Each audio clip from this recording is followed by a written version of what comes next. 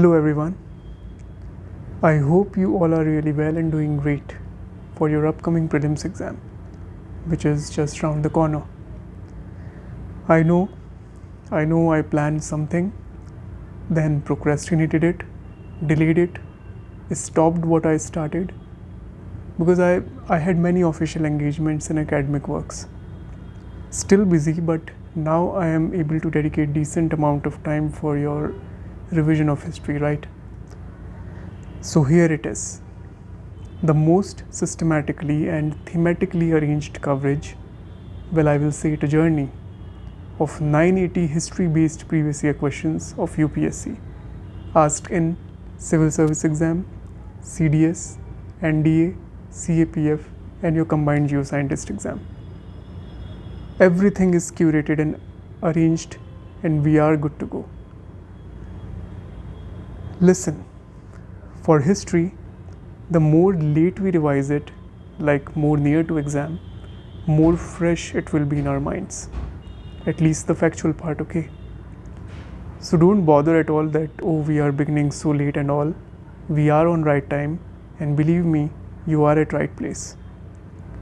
So for next 2 weeks from tomorrow till 9th of June, total 14 days, solve 70 to 80 previous year questions as you have already the compendium of ancient Indian history PYQs. Let me show it to you. This one I am talking about, which I already posted on the Telegram group as a sample file, and for all my paid subscribers it's available on your Google Drive link. Okay, so you can go and download it from there. So this is the thing, have a glance of it. So there will be questions arranged in this manner, set wise, okay. I divided it in 2 parts. The same will be followed for medieval Indian history and the modern Indian history also. The first part will deal with the chapters as per your notes. Okay, the chapters basically of those books which we have covered them for our notes, okay. So there are, in the context of ancient Indian history, we have in part 1 we have these 9 set, okay. Sources of history, inscriptions, coins, total 22 previous year questions related to this, only this, systematically in arranged fashion. Then second, this set you will see as a demo today, 7 previous year questions, and let me tell you, this is the only trend developed in just last 1 year, 2023, and in other papers of UPSC in 2024, prelims 2024, yet we have to see. But I still hope that you may get 1 or 2 questions, a very detailed question based on archaeology. We will cover them. Then the Great Hadappans and likewise, okay, then the set number 9. I won't take a lot of time of you. Then second part, repetitive themes. Wherever there is a set pattern of questions, I've arranged all those questions in systematic and in a developing format in these sets. Okay, the glossary, the timelines based, the author and their works, most favorite, Buddhism and Jainism, and see 34 previous year questions just based on authors and their works, 30 previous year questions only on Buddhism and Jainism. Then your historical places and sites, and some 2 more, the travelers and the developed science of that bygone era. And kindly note that all the official answers will be shared during the discussion in the short videos. I will tell you now how we will proceed, okay. Not many explanations because you already have the notes, so it's all same. Anything extra we will cover in the videos, and you will see how in this video, where I am going to discuss this set number 2, core of the archaeology, okay. So daily answer these 70 to 80 questions in 1 hour or whatever time you take, fine. Do that, then by the evening, watch the cut-to-cut systematic explanations videos based on these 70 to 80 previous year questions. Sets, I prefer to say. I intentionally not included the explanations in your previous year questions compendiums because it will be like burden on you, and after all it will be a futile exercise to do so. Because see, 70% of things are there in your notes only, because I analyzed each and every questions compared with the thing I provided in your notes. Okay, of course they need an update, they need a very decent amount of update because questions are getting framed from the book verbatim, but there are various things are not included in your notes because you are only reading and revising the same notes, not the book, but things are getting covered verbatim from the same books, same book. That should be a relief for you.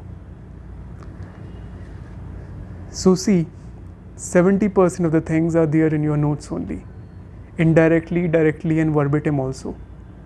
20% of the questions are such which you may not get in the notes, but some in the same academically sound books. I am talking about the Upinder Singh book, okay, History of Ancient and Early Medieval India, Irfan Habib sir book, okay, Medieval India, Story of a Civilization. And only this year you got a very decent amount of questions, and those things have been covered verbatim in your notes of this book talking about medieval Indian history. Okay, sorry for my writing, I'm writing it so fast. And of course from Shekhar Bandyopadhyay, fine. But still I would like to convey this message to you that the modern Indian history part is still on easier side, which you can answer only on the basis of your NCERT, and there's a section of those modern Indian history questions which is in clash with the political science, that constitutional development part of our that time period. Okay, in cut short I would better to say the constitutional development, the acts and regulations, okay, where there is a overlap between the two subjects. So anyway, whatever extra we will see when we will cover the Shekhar Bandyopadhyay through previous year questions. And coming to the rest of the 10% questions, they are simply from your NCERT. So no need to say any word on it because NCERT is a prerequisite, and this is a very basic which every aspirant must do from their own, because I believe NCERT is not a thing to teach. Okay. So you see, why repeat the things and give you illusion and psychological pressure of reading so much? After all, it's my duty to make things simple and easy for you. Hence, here I am with this curated 2-week last minute revision series. A journey, better to say. Because I believe you may forget a haphazard namesake coverage of previous year questions, but not the same PYQs set out for you as a journey. So that's it. Let's begin. And this one set is just to show you how we will proceed with the revision in this upcoming 2 weeks. Okay then, let's move forward. I won't take a lot of time. This is set 2, a very crucial thing. Okay, core of the archaeology, I named it. 7 previous year questions in just last 1 year. So this is a new developing trend. Okay, civil service prelims exam in 2023, you must have seen this question, you already know. They gave you the name of 4 Britishers: Alexander Ree, A.H. Longhurst, Robert Sewell, James Burgessy and Walter Elliot. They were associated with what? Simple, they asked you. With the archaeological excavations. Walter Elliot and I guess James Burgess, I may be wrong, but Walter Elliot I'm sure it's in your NCERT also, about the Elliot marble and everything, okay? But the other things, the other persons, the other Britishers, these archaeologists, they are mentioned in your Upinder Singh boxes of Chandraketugarh. You know, all those terracotta plaque and everything. That was also a question. I will also try to emphasize this message, how important the spaces, I'm using this quote unquote, the term spaces is useful for covering the questions, covering the potential aspects, okay, for getting framed as a question in near future, most probably in 2024 prelims. Because UPSC, when they pick up a Chandraketu card, okay, just think about it. There was a box. Boxes are indeed very important.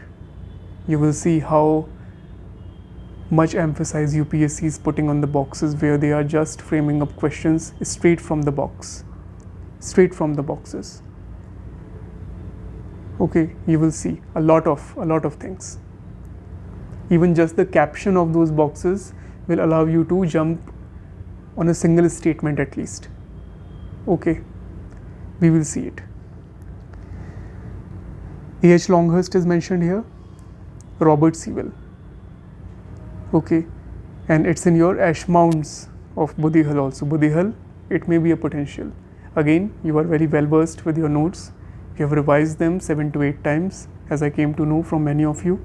So it gives me a lot of pleasure that fine, you have done really well with the notes, and whatever thing you will do in the exam, there is no need to say about that. Of course, you will answer all the questions, not any guesswork or anything. You know the answers with 100% surety. That's the great thing. Okay, so this was the question. A very clear-cut, plain, simple question. Of course, it was also considered as tough because of the options they have set. So this was the first question. Okay, fine. But now see the next 6 questions which appeared in the another exams of UPSC. For example, look at these questions. A core archaeologist based question. Whoever practice archaeology, they more often discuss this thing. Okay, like I also listen the same things when I am here with the excavation branch. So the question is, which of the following are important markers for the archaeologists to identify an archaeological site as center of craft production? Not covered verbatim from the book, nor in your notes, but indirectly you can guess if you read the notes very well, because they talk on the craft production. And what is craft after all? The making of beads, shells, ceilings. Okay, so if you logically guess about it, okay, if you just eliminate one thing, that okay, geographical expense of the site, not at all. You cannot predict about purpose of that site just on the basis of geographical expense of that location. Evidence of variety of the pottery, they can tell you about that, okay, this area could have been used by a potter as a pottery kiln, but not as a center of craft production. So the remaining 2 options, the evidence of the raw materials such as stone nodules, whole shells, etc., and evidence of unfinished objects and waste material. Yes, 1 and 3. They give you the idea of, okay, this site could have been used as center of craft production. So this was a typical archaeology based question. See the next thing, much technical, about Levallois technique. It refers to making perforated Harappan pottery. It refers to making prehistoric flake tools. This is the box, straight from your Rupinder Singh. And what I covered in your notes, I covered the table, and I emphasized that you should be very well versed with this table, because on the basis of this table only you can answer, and you can actually indirectly, intelligently guess about something to be correct or incorrect, whatever they ask you in the exam. So this table I again emphasize, just go through with this table in your notes, and also here. This is about Stone Ages. Now you see Levallois technique is mentioned in Middle Paleolithic age. So is there any connection of Levallois technique with the Harappan pottery? What they have write in the statement number 1? It refers to making perforated Harappan pottery? Of course not. It refers to making prehistoric flake tools. Yes, absolutely. And see the box, word by word. The Levallois technique is an advanced way of making flake tools. Technique was first noticed on prehistoric stone tools. A lot of information is here. You can see the photographs, okay, how the Levallois core were prepared, during those days and everything. Now see, as I talked previously about the importance of spaces, how we will cover through the previous year questions. We will see the left, right, up and down of that space from where the question got framed. Now if I see this box, what potential I see in this particular box for the next year, for 2024.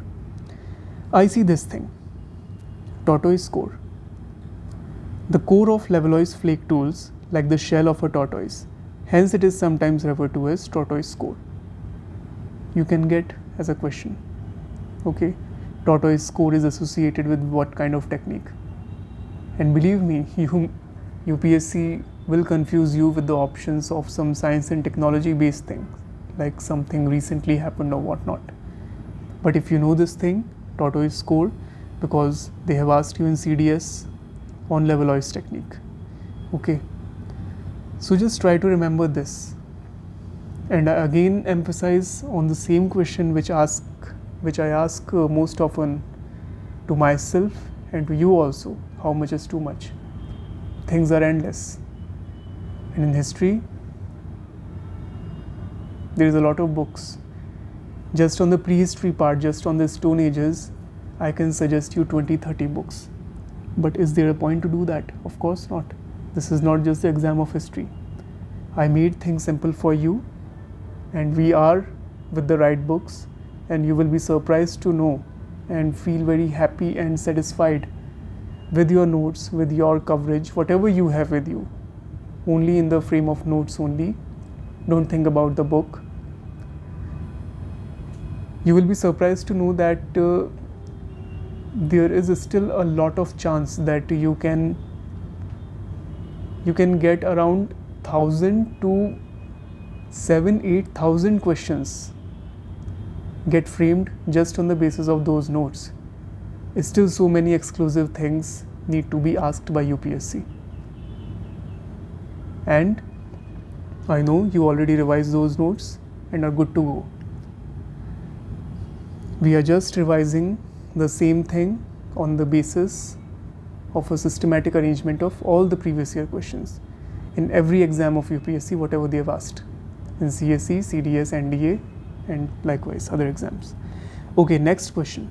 I will talk less and focus more on this, only the question and explanation part. Reference to the Paleolithic tools. Isampur was a well-known center of stone tool manufacture located in Gulbarga district of Karnataka and was situated along a small seasonal stream known as Kamatahalla. Second statement, a Paleolithic blade is a flake tool, the length of which is more than twice its width. Both the statements are correct. You see the box? The caption, Isampur, a center of stone tool manufacture. Only the caption of the box is enough to answer a statement, or if you get a one-word type question. Isampur, Gulbarga district, Karnataka, is a village located in the northwestern part of Hunski Valley, drained by a small seasonal stream known as the Kamatahalla. How I covered this box in your notes, which you already have. Isampur, a center of stone tool manufacture, Paleolithic site, Karnataka. Due to tools abundance here, it seems that Isampur was one of several hubs of stone tool manufacture in the Hunski-Baichal valleys. I mentioned the valleys, not the river, but they ask you the river. So you see, they can ask you about the valley this year, Hunski-Baichal valley. Now you also covered the river stream also, that it is the Kamatahalla. And of course the Paleolithic blade is a flake tool. They asked you in the same paper about the prehistoric flake tool. Okay, so this is the thing. Next is a quite very basic and simple question. In your notes, in your NCERT also, you can get it. About the Neolithic period, they asked you, okay, out of these four statements, which is incorrect? The characteristic feature of the period included ground and polished stone tools, agriculture, animal domestication, and pottery. See your notes. Neolithic age, as we simply know, is an age which witnessed food production of many crops and domestication of various animals, pottery became more advanced and decorative. Absolutely correct. Second, extremely easy statement, no need to bother of it. This period is also known as the New Stone Age. D. Earliest evidence of agriculture is found from Mehergarh around 8000 BCE. In your NCERT also this is mentioned, and I also mentioned just the name Mehergarh but not so much detail, where it is located in the Bolan Valley in Pakistan. Keep this in mind because Mehergarh is in the option. What's wrong is the option number C. The characteristic features appeared almost at the same time in various parts of the subcontinent. No, not at all possible. Next question is, for the very first time, they've asked you on the pottery type. They give you abbreviation. In the CAPF exam, this question appeared. OCP, CCE, NBP, BRW. Okay, so OCP stand for ochre colored pottery, NBP stood for northern black polished ware, and BRW for black and red ware.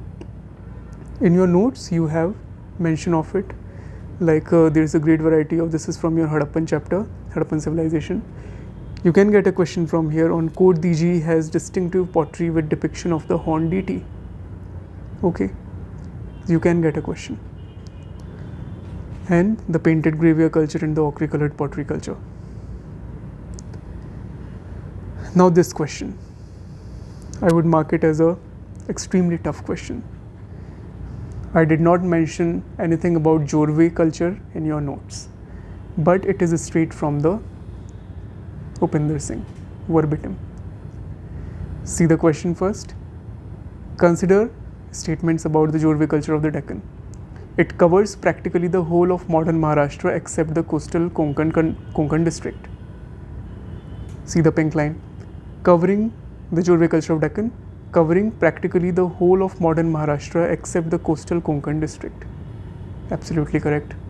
Second, the Parvara Godavari valleys seems to have been the nuclear zone. The Parvara Godavari valleys seem to have been the nuclear zone of this culture. Absolutely correct. Third, the large sites of this culture yield evidence of shifting agriculture. These large sites represented permanent agricultural villages. Permanent agricultural villages. And if you know, you already read geography, shifting agriculture is not a permanent kind of agriculture. Hence, this statement is wrong. So our answer is option number B, 1 and 2 only. Now if I see this space, what can I smell? I smell a question like this. Jorwe sites and the valley. It's mentioned in the book. Prakash is the largest Jorwe site in the Tapi Valley, Daimabad in the Godavari Valley, and Enamgaon in the Bhima Valley. You may get a question like match this thing or which is incorrectly matched. Okay, that type of question. So these three are important Jorwe sites: Prakash, Daimabad and Enamgaon. Prakash is in Tapi Valley, Daimabad is in Godavari Valley, and Enamgaon is in Bhima Valley. So this was the thing. The development of asking questions based on archaeology is very recent one, and you can see the depth of these questions. So at least you should revise your chapter number 2 and 3 from the notes, whatever you have the information in those chapter. A lot of things are given in the book, but we do not need to worry about the book or what the things mentioned in that book, because again ask yourself how much is too much. But whatever we have learned based on these previous year questions right in front of us, I think it's more than enough, because what's more important is that you retain the things, whatever you have learned. So that's it. This is how we will proceed in the next 2 weeks with discussion on 70 to 80 questions on an average, set wise in a very systematic format. And believe me, you don't need to revise anything else for the history after doing this. Just 1.5 hour exercise for upcoming 14 days from tomorrow, and that's it. You are good to go. All the very best. I'll see you very soon. Take care.